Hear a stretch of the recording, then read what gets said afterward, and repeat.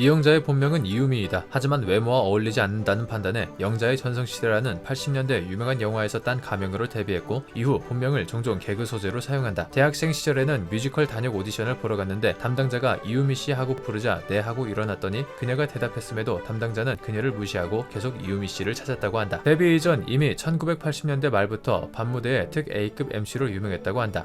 1990년대에 접어들면서 개그계에 새 인물이 필요하다고 생각한 전유성이 밤무대와 거리 소극장을 뒤져서 찾아낸 사람이 바로 이영자였다고 한다. 당시에 이영자에게 지성파로 나올 것을 제안했는데 이영자는 한참을 생각하더니 3일간 시간을 달라라고 했고 정확히 3일 뒤에 나타나서 요청을 수락했다고 한다. 더 재미있는 것은 3일간 시간을 달라고 한 이유에 대해 물으니 무대 행사비로 미리 받아놓은 돈을 돌려주고 오느라 늦었다고 했다는 것이다. 당시 밤무대에서도 이영자가 벌던 돈의 규모를 짐작할 수 있는 일화이다. 이영자는 개그계 진출 이후에도 바로 밤무대 활동을 중단하지 않고 여전히 레전드급 활약을 했다고 한다.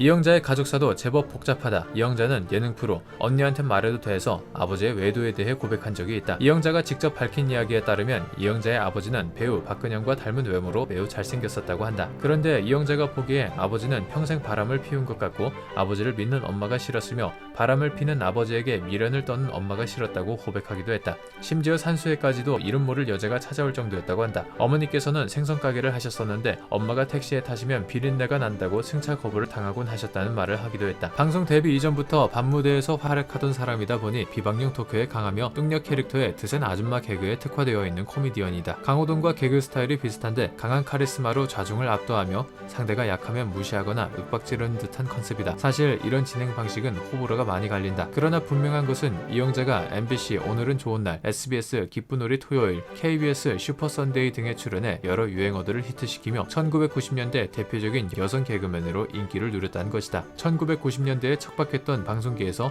여성 코미디언으로 1993년 백상예술대상 코미디언상과 1996년 대한민국 연예예술상 희극인상을 휩쓸었을 정도이다. 1995년에는 KBS 슈퍼 선데이에서 구수한 아줌마 연기로 금촌댁내 사람들을 시청률 50%를 구가하는 초인기 프로그램으로 만들면서 이경규, 김국진, 신동엽, 유재석, 강호동도 해내지 못한 주말 예능 재패를 이뤄내기도 했다. 이영자는 10년 만에 2018년 MBC 예능 프로 전지적 참견 시점에 합류하면서 오랜만에 MBC 프로그램에 고정 출연하게 되고 이로써 제2의 전성기를 맞게 된다. 전지적 참견 시점에서 31번째 매니저와 독특한 케미로 화제를 불러일으켰는데 매니저의 식사 장소와 메뉴 정해주기, 충청도식 화법, 음식에 대한 사랑과 맛집에 대한 방대한 지식 등이 화제가 되었다. 이 프로를 통해 이영자가 방문한 맛집은 물론 영자 미식회, 영자처럼 맛 표현하기 놀이까지 생겨날 만큼 큰 주목을 받았다. 이영자는 현재 예원예술대학교 코미디 연기학과의 교수로 활동 중이며 김신영과 조세호가 그녀의 애지자라고 한다. 하지만 방송에서의 푸근한 이미지와는 달리 김신영의 말에 따르면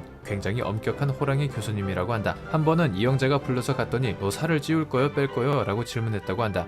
그래서 살을 빼겠다고 했더니 그럼 캐릭터가 없어져서 망하는 거라고 했고 다시 말을 고쳐 찌우겠다고 했더니 그럼 죽는 거요 라고 했다고 한다. 또한 안 웃기는 학생에게는 존경하는 학생이라고 표현한다고 한다. 방송에서는 푸근하고 친근한 이미지이지만 의외로 후배 연예인들이 어려워하는 개그맨이라고 한다. 즉 방송에서 보여지는 센 모습이 방송용이 아니라 실제 모습의 반영이라는 것이다. 전지적 참견 시점에서 양세형이 이영자가 알려주는 레시피대로 떡국을 끓이는 장면이 있는데 이영자가 계란을 넣었는지 아닌지를 물어보기 위해 유병재에게 전화해서 물어봐달라고 할 정도로 어려운 선배인 듯하다. 하지만 이는 이영자가 후배들에게 무섭게 대해서라기보다는 오히려 이영자 쪽에서 먼저 예의를 차리거나 어렵게 대하기 때문에 후배들도 자연스레 어렵게 대하게 되는 현상을 보는 것이 맞을 듯하다. 한 예로 이영자는 꽤 선배인 이경규에게도 전혀 굽히지 않는 반면 까마득한 후배인 홍진경이나 아이돌 후배들에게는 굉장히 잘 대해준다. 이영자는 식사량도 많고 운동도 꾸준히 하기 때문에 웬만한 남자는 다 씹어먹는 탄탄한 근육질의 몸매를 가지고 있다. 게다가 키와 골격도 큰 편에 속해서 그런지 여자 연예인 싸움 순위에 종종 언급되는 연예인이기도 하다. 물론 이영자가 싸움이나 폭력 관련해서 문제가 된 적은 한 번도 없으니 오해하지 말자. 하지만 어지간히 성질 좀 낸다는 여자 연예인들도 이영자에게는 거의 대들지 못하는 것으로 보인다. 실제로 싸웠다는 말은 없지만 풍채에서 오는 힘이나 포스가 남다르긴 하다. 사실 체형 자체가 여자 강호동 수준인데 밥블레스유 야유회 편에서 190cm의 건장한 카메라맨과 팔씨름을 해서 이긴 적도 있다.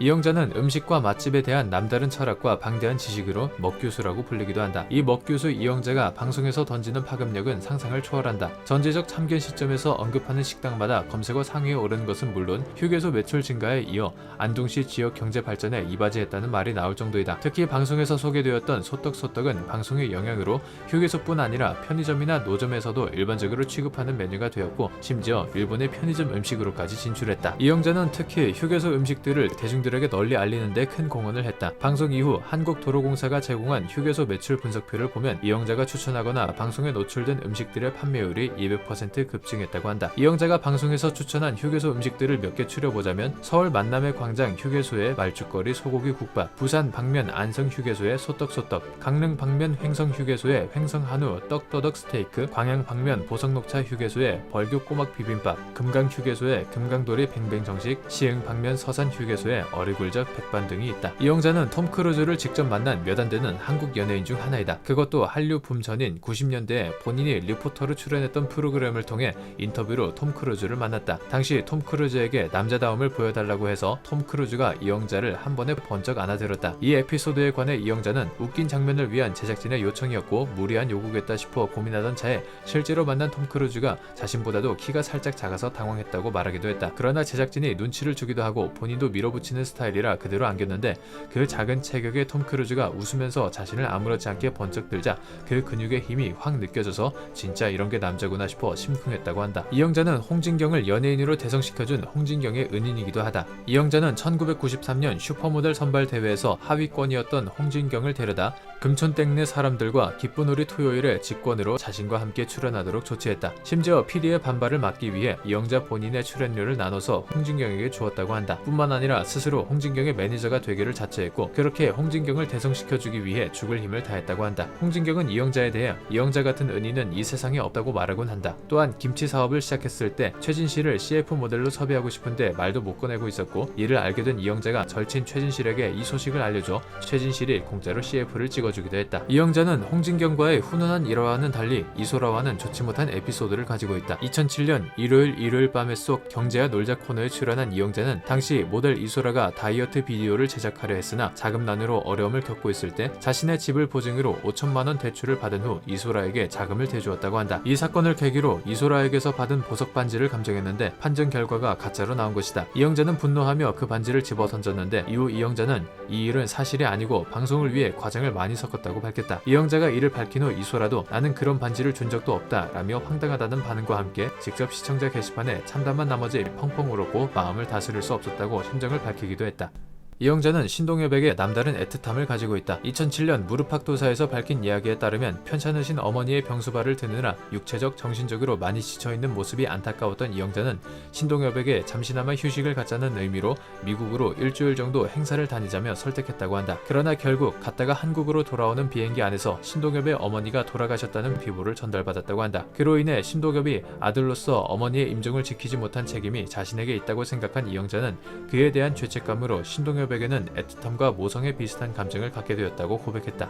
이영자는 사실 커리어에 비해 상복이 없는 편이었다. 그러나 2018년 장수 프로그램 안녕하세요로 본인 인생 최초이자 여성 최초의 KBS 연예대상 수상자가 되었고 새롭게 런칭한 예능 전지적 3견 시점으로 MBC 방송연예대상에서 대상을 수상하며 유재석, 강호동에 이어 세 번째이며 여성 예능인으로서는 최초의 기록이기도 하다. 이후 2019년 55회 백상예술대상에서 여자 예능상까지 수상하며 제2의 전성시대를 입증하기도 했다. 이영자는 푸근한 인상과 조금은 드세지만 정감 가는 성격으로 많은 사랑을 받고 있는 개그우먼입니다. 동시에 여성 예능인으로서 내로를 하는 남성 예능인들 사이에서도 절대로 꿀리지 않는 카리스마로 탑의 자리에 올라본 몇 안 되는 레전드 중 한 명이기도 하죠. 모두가 힘들고 위축되어 있는 지금 이영자 씨의 호탕한 웃음과 유쾌한 진행이 우리에게 긍정적인 에너지를 주는 것 같네요. 오늘 준비한 영상은 여기까지입니다. 시청해주셔서 감사합니다.